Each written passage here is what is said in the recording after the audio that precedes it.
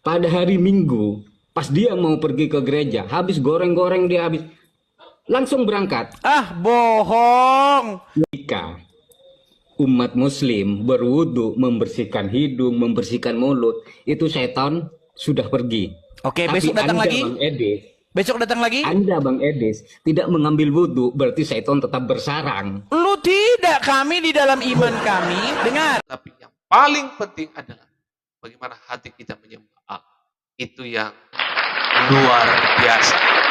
Ayat yang ke-29, apa bunyinya? Celakalah kamu, hai ahli-ahli Taurat dan orang Farisi, hai kamu orang-orang munafik. Sebab kamu, tahukah Anda bahwa di luar sana ada banyak orang beranggapan bahwa kami lebih bersih kalau datang menyembah Tuhan kami.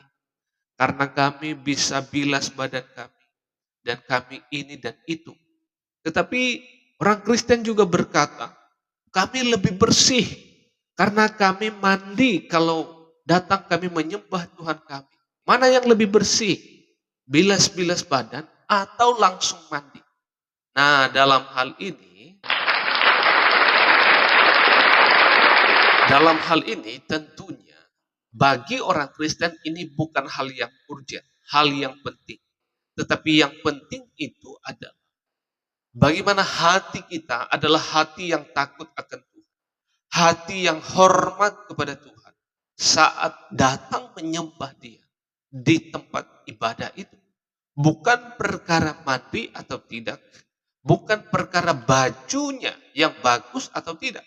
Tetapi bagaimana hati kita yang bersih, yang suci, yang menghormati Allah, yang tidak dikuasai oleh roh-roh jahat, yang dimana ada kebencian di sana, ada kemunafikan, ada kemarahan, dan segala macam jenis dosa. Bukan itu, tetapi bagaimana kita adalah hati yang tulus, benar-benar murni, memuliakan Allah. Nah, itulah yang dilihat Allah. Bukan kelihatan yang dilihat dari luar, tetapi bagaimana isi hati kita, pikiran kita, yang bisa tercermin lewat perkataan kita. Maka firman Tuhan berkata di dalam Matius pasal 23, ayat yang ke-28, ini berbunyi tentang bagaimana para ahli Taurat, orang-orang Farisi, yang kelihatannya dari luar mereka seperti agamis, seperti orang yang taat, tetapi sesungguhnya di dalamnya adalah penuh dengan kemunafikan. Dalam Matius pasal 23 ayat 28 demikian firman Tuhan. Demikian juga kamu di sebelah luar, kamu tampaknya benar di mata orang. Perhatikan kalimat ini. Di sebelah luar, di luarnya itu kamu tampaknya, sepertinya kelihatan benar di mata orang. Oh, karena pakai baju yang berbaur agama, sepertinya ini adalah orang benar. Tetapi kalimat selanjutnya dikatakan, tetapi di sebelah dalam kamu penuh kemunafikan dan kedurjanaan. Wow, ini adalah yang dimaksud oleh Tuhan. Bahwa waktu kita menyembah Tuhan, ya kita mestinya adalah yang paling penting itu adalah isi hati. Bukan dalam arti juga kita tidak perlu mandi.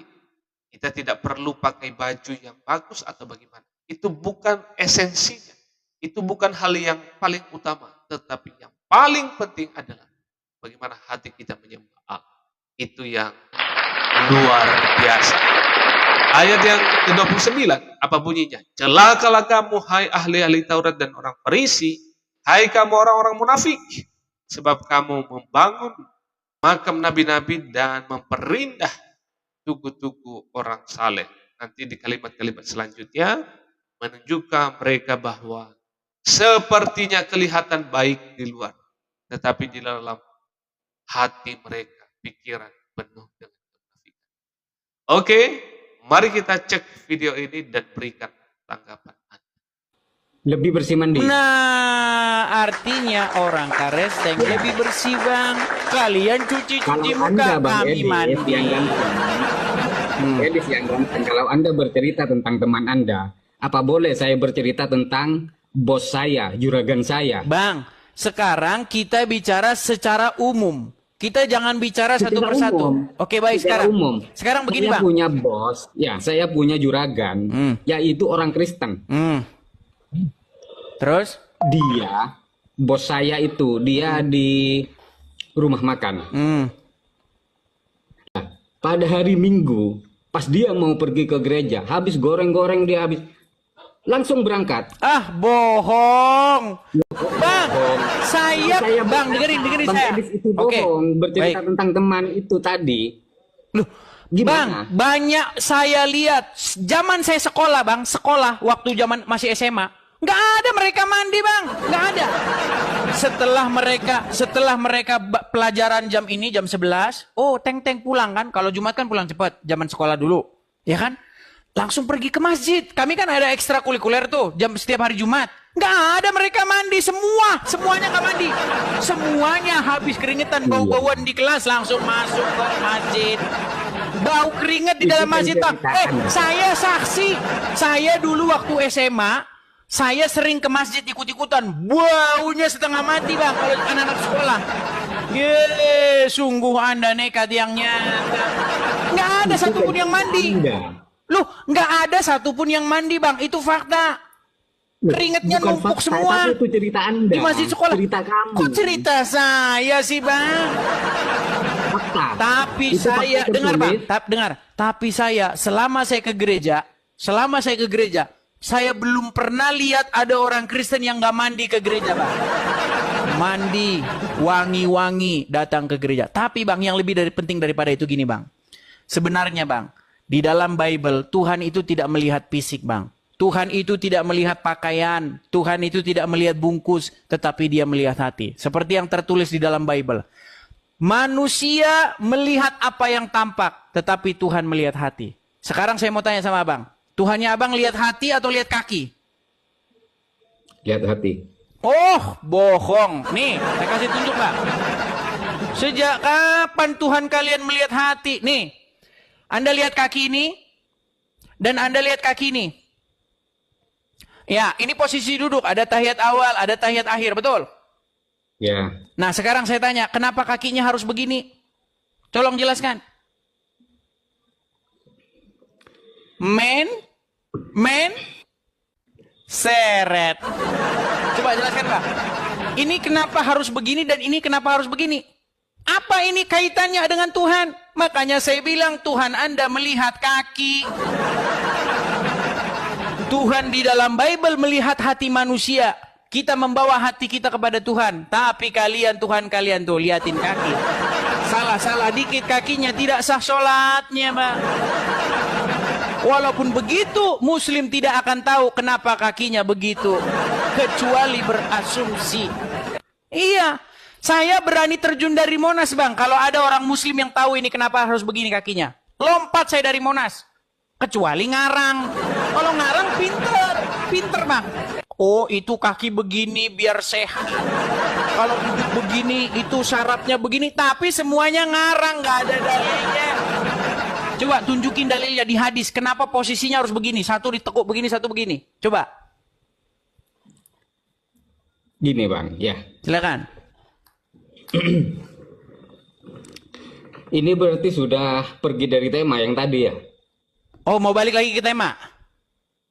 Tema yang tadi itu belum selesai. Oke, silakan. Oh, kalau ini nanti langsung meninggal dia. Kita balik lagi. Nanti kalau ke sini langsung meninggal sudah. Oke, kita balik lagi ke tema yang tadi. Silakan. Mulai tadi yang dibahas, banyak Muslim itu kalah, itu tentang tema ini. Silakan.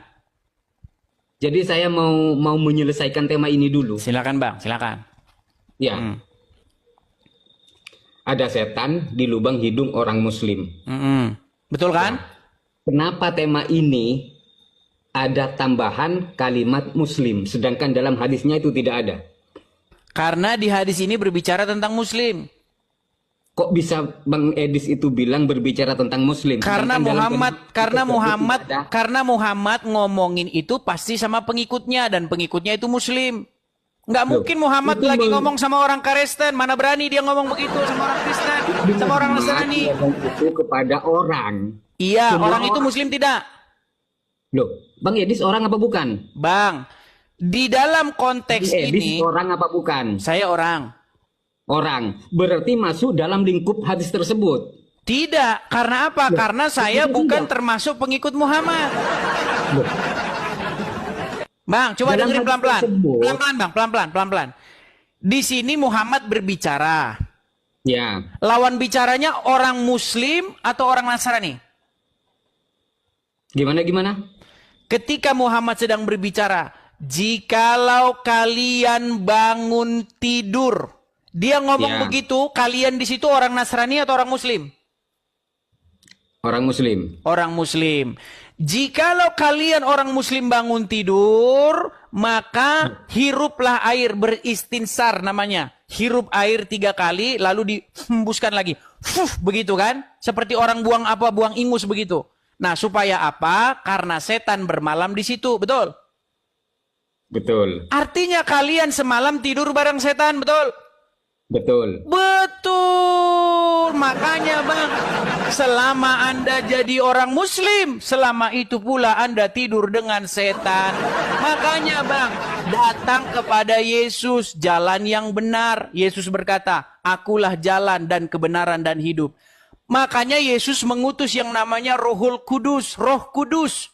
Kalau Roh Kudus itu tinggal di hati manusia, maka roh itu nanti yang akan membimbing dia, mengepalai dia, memimpin dia kepada jalan yang benar.